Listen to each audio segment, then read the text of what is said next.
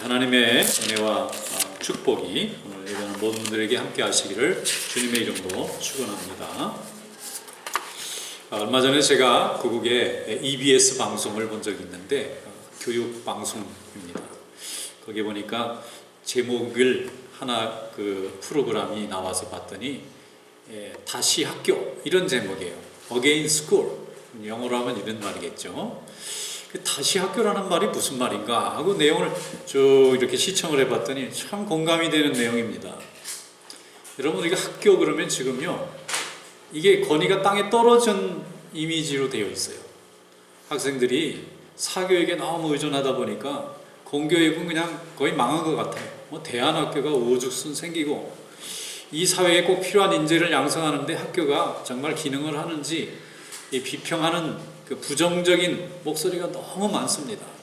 심지어는 학교에 순경이 나와서 지켜야 될 정도가 아니냐 할 정도로 교권도 땅에 떨어지고 학생들이 좋은 교육을 받아서 이렇게 인재 양성을 하고 있다고 하는 그런 확신도 잘 들지 않고 너무 또 입시 위주의 교육이 되다 보니까 이 그냥 학벌 위주의 사회에 지나친 경쟁이 이루어지고, 그래서 우리가 지금 이 시대의 학교 그러면 뭔지 좀 이렇게 좀 밝은 느낌이 안 들고 좀 부정적인 인상이 더 강해요. 그런데 이 방송은 거꾸로 얘기하는 거예요.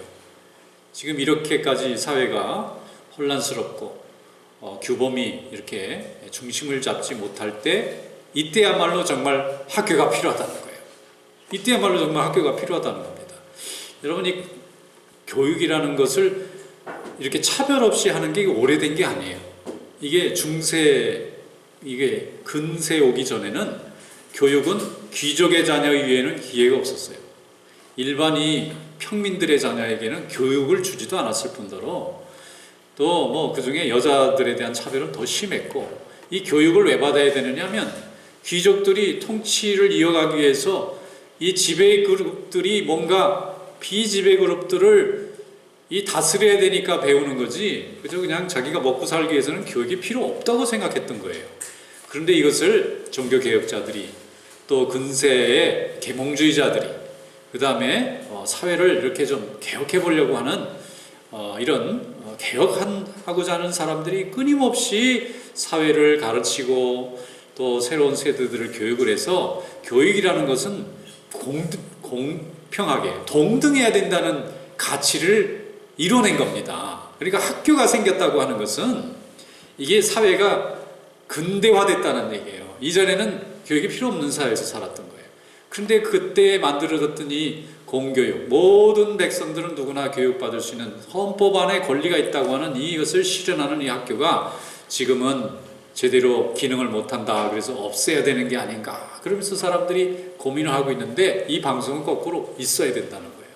지금이야말로 정말 학교가 있어야 되고 학교가 제 기능을 해야만 이 사회가 조금 더 발전하고 공평해질 수 있는 사회가 될 수 있다. 학교에 반칙하는 사람이 많잖아요.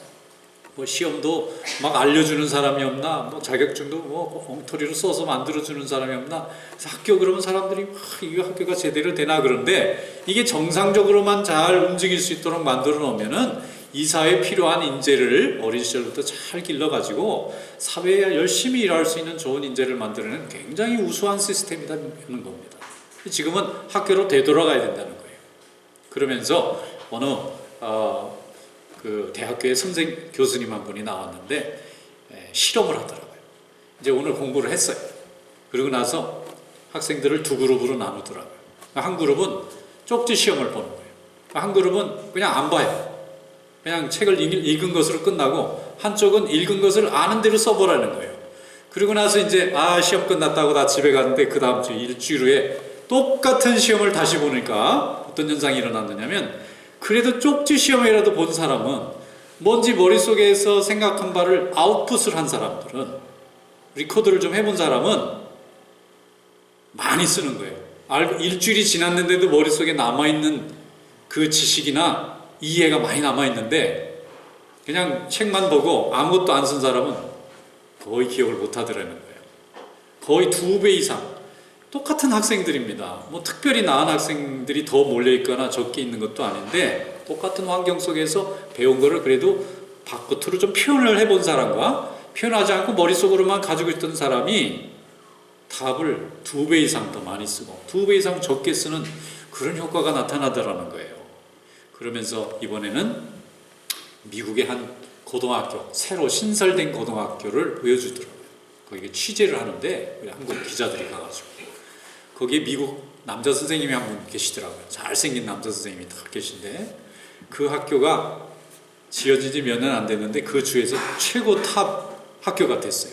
그걸 어떻게 계산하니까 가장 대학을 많이 보내는 고등학교가 이제 제일 높아지는데 거기는 학생들이 그렇게 대학을 잘 가는 거예요. 고등학교 때는 다 비슷했는데 다른 중학교 때는 그 고등학교만 들어가고 나면은 학생들이 대학을 전부 잘 가니까 연구를 해본 거예요. 그랬더니 거기에 아주 공부를 잘 가르치는 선생님 한 분이 교사들을 다 그 교육 방법을 쉐어해가지고 학생들이 성적을 너무 잘 내는 거예요.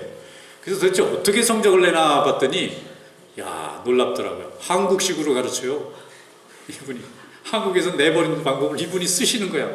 근데 조금 다르긴 하더라고요. 어떻게 다르냐면은 수업을 하고 나서 그 다음 주에 그 다음 날 똑같은 수업이 진행되면 반드시 퀴즈를 보고 시작하는 거예요. 퀴즈, 쪽지시험, 우리로 말하면 쪽지시험.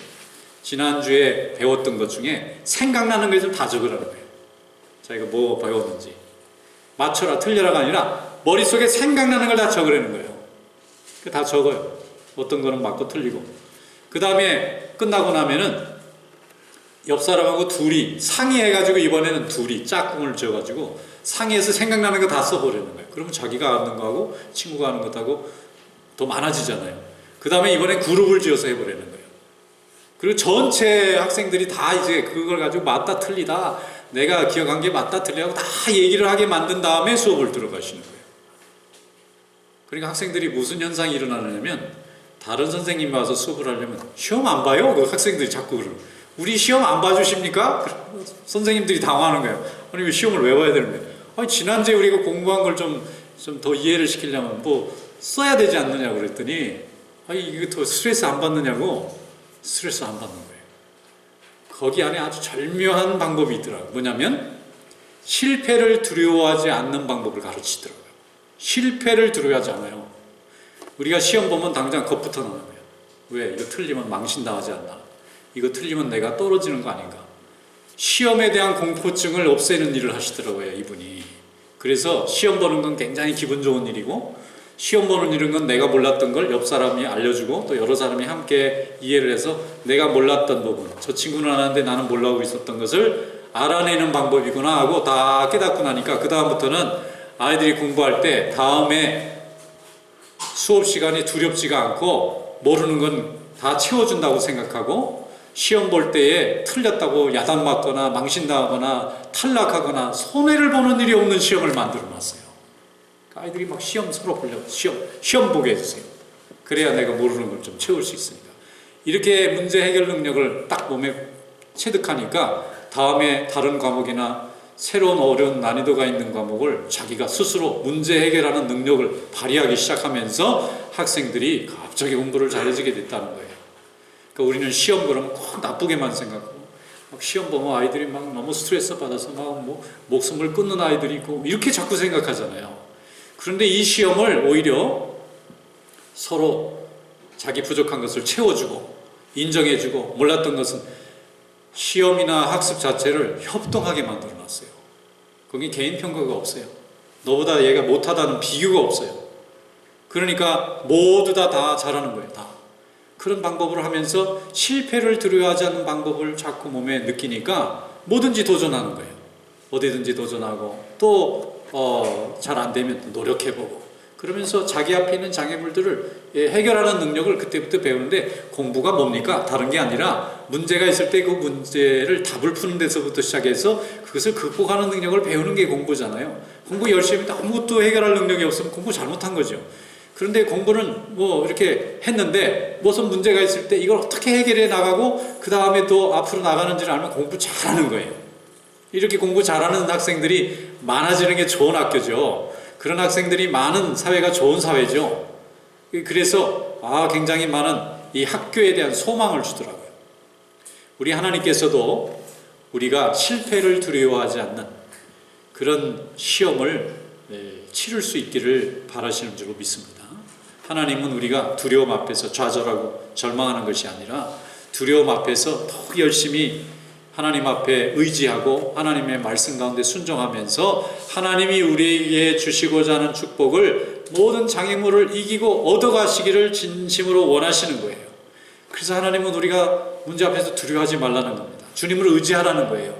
그리고 주님을 의지하면은 실패를 두려워하지 않는 담대함을 갖게 되고 그것은 바로 하나님이 우리에게 주신 축복을 누릴 수 있는 힘이 되는 줄로 믿습니다. 오늘 본문 말씀 한번 열어보겠습니다. 거기에는 실패가 두려워서 덜덜 떠는 한 사람이 나와요. 그 사람이 누구냐면 모세입니다. 자, 출애굽기 4장 1절부터 10절부터 12절 말씀 다 같이 읽어보겠습니다.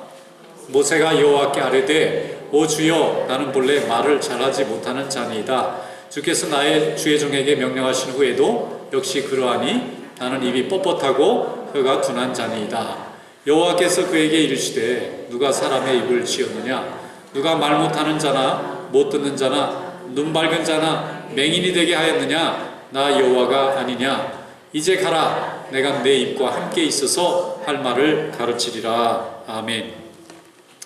모세가 저렇게 말할 사람이 아닙니다.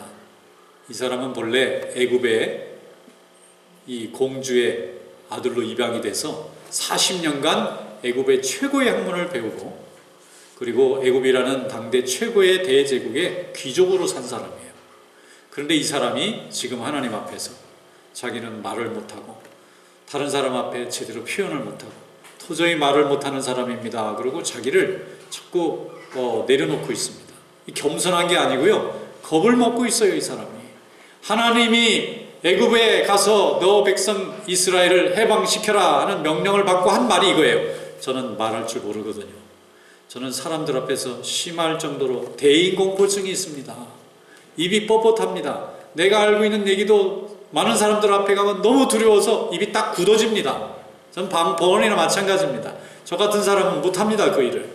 그러면서 거부를 하는 거예요. 하나님이 모세가 태어났을 때 모세가 죽을 뻔했습니다. 그런데 하나님이 특별하게 갈대 상자에 담겨서 살아나게 만드셨어요.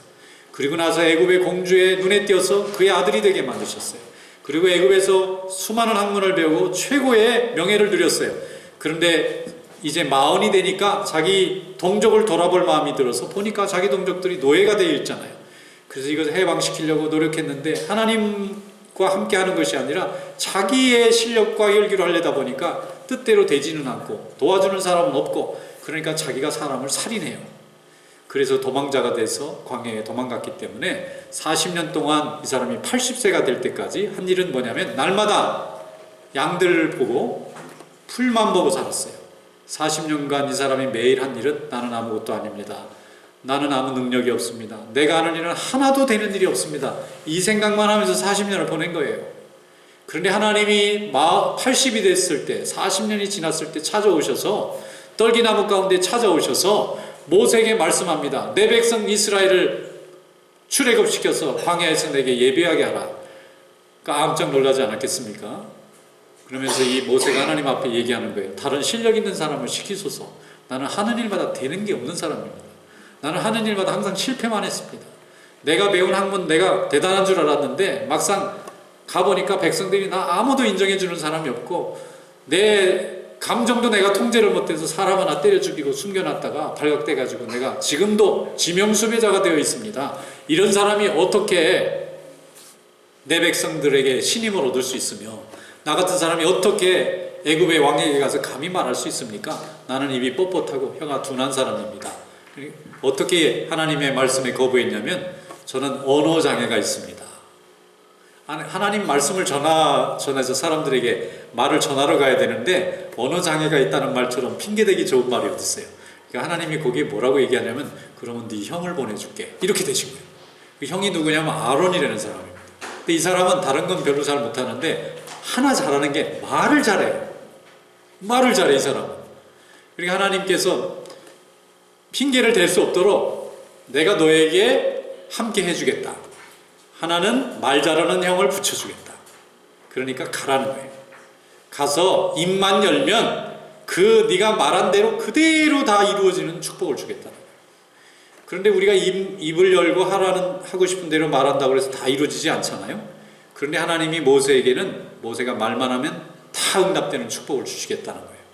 그것도 말 때문에 내가 자신이 없다 그러니까 말하는 사람까지 하나 붙여줬어요. 그동안 40년간 인형 끊고 살았던 네 형 아론을 만나게 합니다.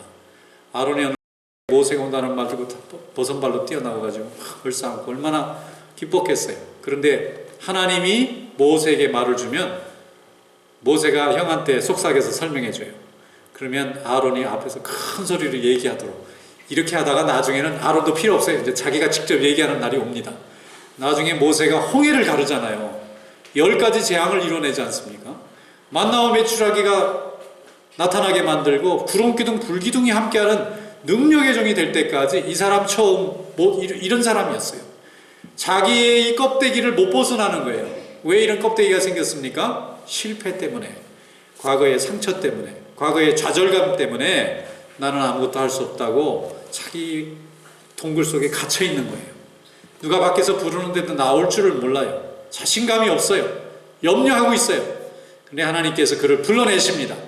그리고 하나님께서 주신 사명을 맡겨주세요. 하나님이 함께 하시겠다고 하는 겁니다. 여러분, 우리가 어떤 일을 할 때에 하나님의 음성을 듣고 순종하는 믿음이 될 수 있기를 축원합니다. 주저하고 머물러 있고 나는 또 실패하면 어떡하나, 또 망신당하면 어떡하나, 또 내가 잃어버리면 어떡하나, 이 생각에 붙잡혀 있으면 주님의 일을 아무것도 할 수가 없어요. 하나님이 내 가정과 내 인생을 통하여 계획하신 플랜이 하나도 실행되질 못합니다. 그냥 플랜은 플랜으로 남고 말아요. 청사진으로 그냥 책상 안에 감춰있고 맙니다. 이게 밖으로 튀어나오려면 하나님의 말씀을 듣고 과거의 모든 상처와 모든 염려로부터 뛰쳐나오기를 주님의 이름으로 축원합니다. 그러면 하나님이 함께 해주시겠다고 했어요. 그리고 하나님이 함께 하실 때에 내 부족한 것은 돕는 자까지 하나님이 붙여주시겠다고 하는 겁니다. 모세는 바로 이것을 경험했어요. 그리고 바로 앞에 나갔을 때 하나님은 그의 입술에 지혜로운 말을 주시게 하시고 권위 있는 말을 하게 하시고 그의 말을 듣는 자들이 두려워하게 하고 저들의 생각을 바꾸게 만드시고 하나님의 영광을 드러낼 수 있도록 하나님이 역사하신 줄로 믿습니다. 사사기에도 이렇게 겁쟁이가 하나 있었어요. 그 사람 이름이 누군 줄 아세요? 기드온이라는 사람이에요. 그 사람이 기씨인지는 잘 모르겠지만 이름이 드온이에요. 기드온이에요. 근데 이 사람이 원래 농사하던 사람이에요. 그런데 자기 민족의 미디안 사람들에게 점령당해서 1년 내내 농사하고 나면 미디안 사람들이 군대를 몰고 와서 전부 소출을 다 빼앗아갔어요. 빼앗아가는데도 막을 군대도 없고 나라도 변변치 못해가지고 형편없는 나라가 돼 있으니까 백성들이 하나님 앞에 울부짖었어요. 우리를 구원할 구원자를 하나 보내주세요. 그때 보내준 게 사사인데 기드온이라는 사사가 그때 농부로 농사 짓는 사람이었어요.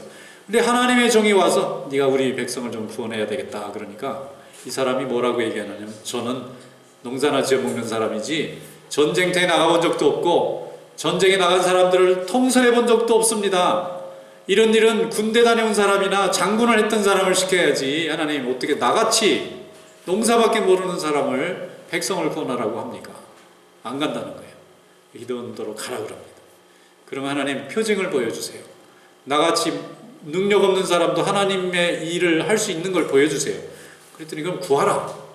네가 보여주고 싶은 표징을 보여주마. 기적을 보여주마. 그랬더니 이 사람이 농사 짓는 사람이라 농사 짓는 방법으로 요구를 해요. 타작마당이 있는데 아침에 이슬이 쫙 내리면 다 젖어요.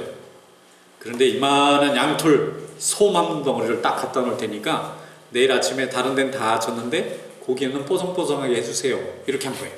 그랬더니 하나님이 정말 그 다음날 다 타작마당은 젖었는데 양털 솜만 포송포송한 거예요. 그럼 하나님 역사하신 거잖아요. 근데 기드온이 그래도 불안한데 한 번만 더 해보겠다는 거예요. 한 번만 더 좀 하나님 테스트하겠습니다. 이번엔 반대로 양털은 다 젖고 타작마당만 뽀송뽀송하게 해주세요. 정말 그렇게 된 거예요. 그러니까 기드온이 더 이상 말을 못하고 그럼 순종하겠습니다. 그리고 나가서 적과 싸워서 이겼는데 다른 사람들 수만 명 다 돌려보내고 300명만 데리고 싸우잖아요. 300명만 데리고 싸웠는데 수십만 명이 패해서 도망갔어요. 그들은 하나님이 보내주시는 어마어마하게 많은 군대의 소리를 듣고 적군이 무서워서 다 도망가 버렸어요. 그래서 전쟁에서 승리하지 않습니까? 하나님이 하시는 일에 우리는 순종함으로 하나님의 능력을 이루는 겁니다. 우리의 능력을 이루는 게 아니에요.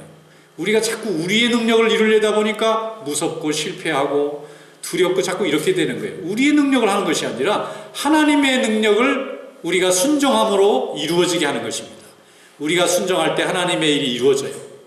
하나님의 능력이 나타나는 거예요. 그렇기 때문에 우리의 순종이 그렇게 중요한 거예요. 우리가 보잘것없습니다. 우리는 능력이 없습니다. 그런데 하나님의 능력이 우리가 순종하는 그 순간에 이루어져요. 기드온이 순종하는 순간 미디안은 물러났어요. 기드온이 끝까지 순종하지 않으면 그 하나님의 역사가 이루어지지 않는 거예요. 여러분, 하나님의 일을 이루시기 위하여 순종함으로 하나님 앞에 나가는 믿음 될 수 있기를 축원합니다. 베드로도 주님 곁에 있을 때는 항상 부족한 사람이었어요. 겁쟁이였어요. 늘 장담만 하고 그 장담한 대로 제대로 일도 이루지 못하는 참 부족한 사람이었어요. 그런데 부활하신 예수님을 만나고 하나님의 성령의 역사를 경험한 후에 이 사람은 가는 데마다 하나님이 함께하는 능력의 종이 되었어요. 자기의 계획과 자기의 능력을 내려놓고 하나님이 주신 사명에 헌신할 때에 베드로는 위대한 사도가 되었어요. 갈리에서 고기만 잡던 어부에 불과했던 이 사람이 수많은 사람을, 수많은 제국에 있는 많은 영혼들을 하나님의 말씀으로 돌아오게 하는데 쓰임받는 일꾼 되게 된 줄로 믿습니다. 그러므로 우리는 하나님이 우리를 부르실 때에 두려움을 내려놓고 하나님이 우리를 통하여서 이루시고자 하는 꿈과 소망을 바라볼 수 있는 믿음 될 수 있기를 축원합니다. 실패에 대한 두려움을 이길 수 있는 사람은 믿음으로 주님께 나가는 자만 가능합니다. 다윗은 시편을 쫓겨다닐 때 많이 썼습니다. 가장 고통스러울 때 썼어요. 사울왕이 그를 잡으려고 계속해서 따라다닐 때 그는 숨어서 동굴에서 토굴에서 산속에서 숨어서 하나님 앞에 이 시편을 지었습니다. 본래 이 다윗의 원래 직업은 목동이었어요. 들판에 양을 지키고 밤새도록 보초 서는 사람이에요. 그러니까 양들하고 지내려니까 얼마나 답답하고 외롭고 또 심심했겠어요. 그래서 노래를 배우고 하프를 배우고 음악을 배워서 이 사람이 작곡을 해요. 그런데 하나님과 동행하면서 이 사람이 시편이 나옵니다. 자기의 목숨을 죽이려고 쫓아오는 이 사울과 이 군대 앞에서 다윗은 하나님께서 자기의 생명을 지켜달라고 기도하면서 기도와 음악이 합쳐져서 시편이 나오게 됐어요. 그리고 그때 하나님을 의지하는 법을 배웁니다. 사무엘상 23장에 보면 사울 왕이 이제 다윗을 거의 다 포위해가지고 붙잡을 수 있는 기회가 나타났어요. 수년간 도망갔는데 이제 완전히 포위됐어요. 마온이라는 황무지에 숨었는데 그 동네 사람들이 사울에게 가서 일러 바친 거예요. 자기 동네에 숨어 있다는 거예요. 그래서 사울이 수천 명의 수만 명의 군대를 데리고 이번에야말로 이 추격전을 끝내자. 그리고는 다윗을 죽이는 자는 포상금과 승진을 약속하고 죽이려고 몰려드는데 도망갈 길이 없는 거예요. 이제는 그동안은 도망갈 길이 있었는데 이 마온 황무지에서는 완전히 도간에 든 쥐가 됐어요. 이제 동굴에 숨어 있는데 이제 들어가서 끌고 나오기만 하면 다윗은 그날 죽는 날입니다. 다윗이 할 수 있는 일이 뭐 있었겠습니까? 이 두려운 순간에 하나님 앞에 찬양했어요. 그리고 하나님 건져달라고 노래했습니다. 기도했습니다. 그런데 나와 보니까 사울과 사울의 군대가 하나도 없이 다 없어진 거예요. 이게 어떻게 된 일인가 알아봤더니 사울이 다윗을 거의 이제 붙잡으려는 순간에 국경에서 연락이 온 거예요. 블레셋이 국경을 침범했습니다. 전쟁이 일어났습니다. 왕이시여 빨리 국경을 막아야지 안 그러면 우리나라가 적군에 다 떨어집니다. 그러니까 사울이 땅을 치면서 내가 하루만 더 있어도 이 다윗을 잡아 죽일 수 있는 기회가 있는데 이거 안 되겠다 그러고 철군합니다. 그래서 국경으로 나가는 바람에 다윗이 살아나게 돼요. 이런 일이 사무엘서에 곳곳에 나옵니다. 그런데 다윗이 한 일이라고는 아무것도 없어요. 기도하고 찬송 부르는 것밖에 없는데 이 일은 하나님이 이렇게 이루시는 거예요. 어떻게 그 순간에 블레셋이 올 거며 블레셋이 좀 늦게 왔다고 하루만 늦게 보고를 받았어도 사울이 붙잡고 나서갔을 텐데 어떻게 하면 타이밍이 그렇게 기가 막히게 다윗이 살아날 수만 있도록 만드셨을까 하는 겁니다. 여러분, 하나님께서 우리와 함께 일하시는 것이 바로 우리의 복인 줄로 믿습니다. 시편 57편 1, 2절에 보면 다윗이 이렇게 고백했어요. 하나님이여 내게 은혜를 베푸소서. 내게 은혜를 베푸소서. 내 영혼이 주께 피하되 주의 날개 그늘 아래 이 재앙들이 지나가기까지 피하리이다. 내가 지존하신 하나님께 부르짖으며 곧 나를 위하여 모든 것을 이루시는 하나님께로다 하고 말씀했습니다. 정말 기가 막힌 고백과 또 찬양이 담겨 있지 않습니까? 지금 베트남의 축구 국가대표 감독이 여러분 잘 아시다시피 한국의 박항서 감독입니다. 이분이 2002년도에 히딩크라는 감독이, 이 네덜란드 감독이 한국에 와가지고 그때 4강 월드컵까지 해가지고 백성들을 정말 신나게 해줬잖아요. 근데 그때 같이 소치로 일하셨던 분인데 거기서 잘 배웠나 봐요, 이분이. 이래가지고 베트남 팀을 이제 지도하러 갔는데 이분이 얼마나 잘 가르치는지 지금 베트남의 영웅이 됐어요. 베트남의 한국분이 영웅이 됐어요. 하는 경기마다 승승장구해서 그분한테 훈장 포상금도 어마어마하고, 이분이 좀 머리도 벗겨지고 외모가 조금 그래요. 이렇게 멋있는 스타일이 아니에요. 그런데 얼마나 사람들한테 따뜻한 느낌이 주는 모델이 되셨는지 이분이 나오면 다 팔리는 거예요. 자동차도 다 팔리고 냉장고도 다 팔리고. 아무튼 이분만 나오면은 열광을 해요. 월남 국민들이. 왜냐하면 자기들이 그동안 국제에 나가면은 월남 사람들 키도 조그맣지, 힘도 작지. 그러니까 그냥 축구만 하면 그냥 퉁퉁 밀려나가가지고 경기도 제대로 못 해보고 늘 성적이 엉망인데, 그냥 단단하게 만들어가지고 체력으로 그냥 단단하게 만들어서 그 히딩크 감독의 그 중심 내용이 뭐냐면 기술이 아니라는 거예요. 축구는 운동 경기는 무조건 힘 세고 봐야 돼요. 힘이 세고 그 다음에 기술이 걸려야지, 힘은 없는데 기술만 좋으면 못 이기게. 스포츠는 아무튼 힘의 세계예요. 그냥 단단한 힘을 가지고 있으면 무슨 경기든 이기게 돼 있는데, 이걸 월남 선수들한테 그대로 가르쳐 준 거예요. 그러니까 승승장구하잖아요. 근데 이분이 또 사랑도 있으시더라고요. 이게 내 민족도 아닌데 자기가 이제 책임을 맡은 이 축구 선수들 자식처럼 막 돌보고, 그 경기하다가 심판하고 싸울 때 보면은 자기 어린 선수들한테 좀 기분 나쁘게 하면 불리하게 하고 막 나가고 막 덤벼들고 막 싸우고 난리예요. 그러니까 사람들이 또 그게 기분이 좋은 거야. 그래서 아빠 같은 기분이 든다 그래가지고 이분 별명이 아빠 박항서예요. 파파 박항서더라고요. 아빠같이 느껴졌다는 건 참 감사한 일이죠. 그 백성들이 그렇게 좋아하는 거예요. 원래 월남 사람들이 한국 사람 별로 안 좋아해요. 왜냐하면 월남전 때 우리가 참전해가지고 그 나라에서 전투를 많이 벌였기 때문에 피해자들도 많고, 그래서 한국 사람들은 기분 나빠하는데, 이분이 가가지고 이미지를 완전히 바꿔놓으셨어요. 한국이 너무 좋다는 거예요. 한국에 가서 배우겠다고 학생들이 너무너무 많아요. 인구가 1억이 넘는 나라예요. 그 나라가 적은 나라가 아닙니다. 그리고 프랑스, 미국 여러 나라가 거쳐갔는데도 독립을 잃어버린 적이 없는 굉장히 강한 나라예요. 그런데 그런 나라가 이제 우리하고 잘 지내겠다고 하니까 그게 어디서 오는 겁니까? 실패를 두려워하지 않는 법을 가르쳤기 때문에 그래요. 그 박항서 감독의 특징이 뭐냐면은 실패를 두려워하지 않게 만들더라고요. 실패해도 괜찮아요. 또 하면 돼요. 또 부족하면 또 노력하면 돼요. 그런데 사람들은 몇 번 실패하면 포기해버려요. 그만둬버려요. 더 이상 안 해요. 이제 기도도 안 하고 노력도 안 합니다. 이게 마귀가 더 좋아하는 거예요. 그런데 정말 하나님이 함께 하시는 종은 실패해도 하나님이 이 길을 통해서 뭔가 새로운 것을 또 배우게 하시고 더 나은 기회를 주시라고 믿는 것입니다. 우리 성도가 성도되는 것은 이렇게 우리의 삶이 실패를 두려워하지 않고 하나님이 함께 하시면 늘 승리한다고 믿는 이 믿음 때문에 우리가 강하고 우리의 가정이 강하고 우리 이웃들이 우리로 인해서 강해지는 거예요. 여러분, 하나님의 이 은혜가 여러분에게 함께 하시기를 축원합니다. 모든 성도가 기도를 열심히 하시기를 축원합니다. 기도를 많이 하시기를 바랍니다. 이렇게 목사님이 얘기하면 교인들은 목사님은 그냥 우리가 힘들어 바빠 죽겠는데 자꾸 기도하라 그러는데, 그러게 여러분 괴롭히려고 내가 하는 말이 아니고요. 제가 경험해 보니까 기도해서 작은 기도를 여러 번 응답받으면요 큰 기도가 돼요. 근데 이 작은 기도를 무시하면 큰 기도 안 됩니다. 굉장히 어려운 일이 있을 때만 기도해서 응답받으려고 그러면 응답이 잘 안 이루어져요.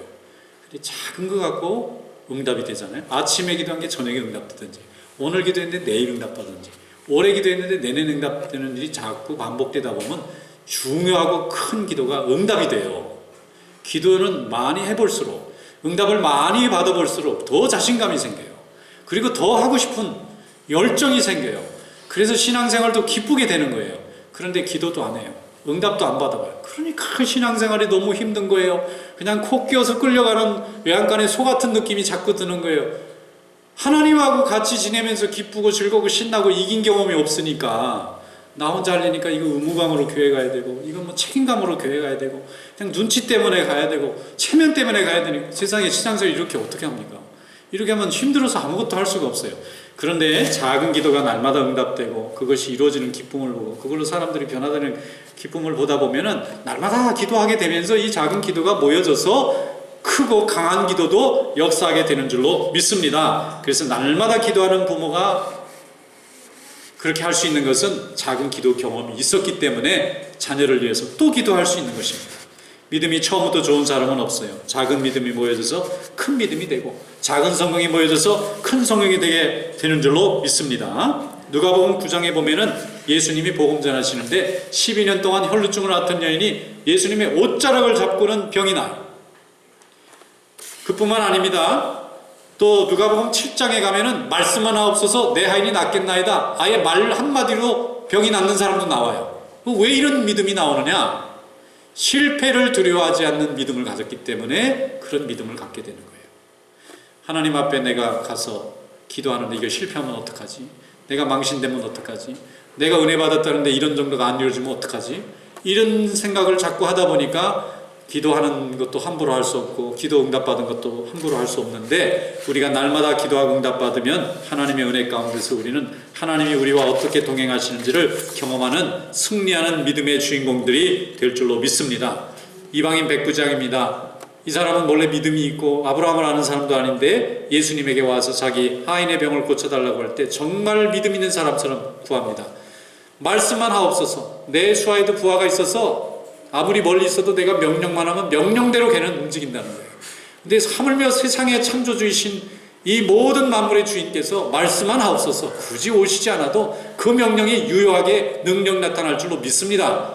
예수님이 이렇게 큰 믿음을 내가 본 적이 없다고 칭찬해 주셨어요. 그 말은 본받을 만한 믿음이다. 따라갈 믿음이다. 말씀하는 것입니다.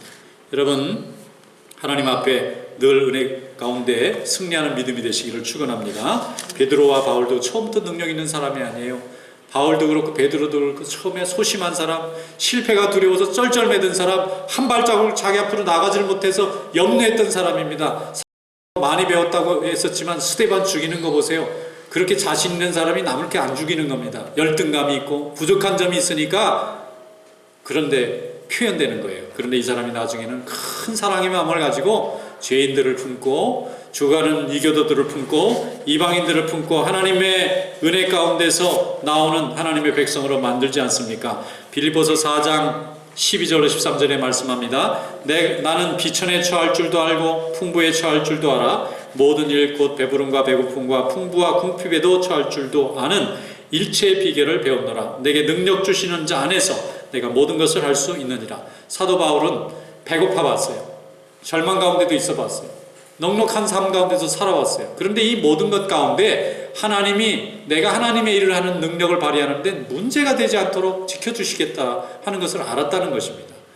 이건 뭐 아무 마술이나 부린다는 그런 고백이 아니라 나같이 연약하고 능력 없는 사람이 하나님의 일을 이렇게 할 수 있구나 하는 걸 알게 됐다는 거예요.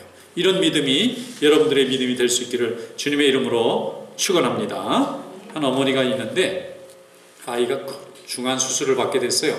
그런데 이 수술을 할 때 의사가 굉장히 고민을 했다는 거예요. 이게 잘 안 될 수도 있다는 거예요. 자기가 노력은 해보겠지만 이 아이가 정상으로 돌아오기 어렵다. 그러니까 어머니가 얼마나 걱정하고 염려를 했겠어요. 그래서 이분이 무릎을 꿇고 수술 앞에서 눈물로 기도를 했는데 정말 기적같이 수술이 잘 이루어졌어요. 그리고 아이도 장애가 없이 건강하게 자라니까 이분 속에는 무슨 확신이 드냐면 무조건 급하면 하나님 앞에 따지지 말고 눈물로 기도하자. 이래가지고 이분은 무릎 꿇고 기도하는 어머니가 된 거예요.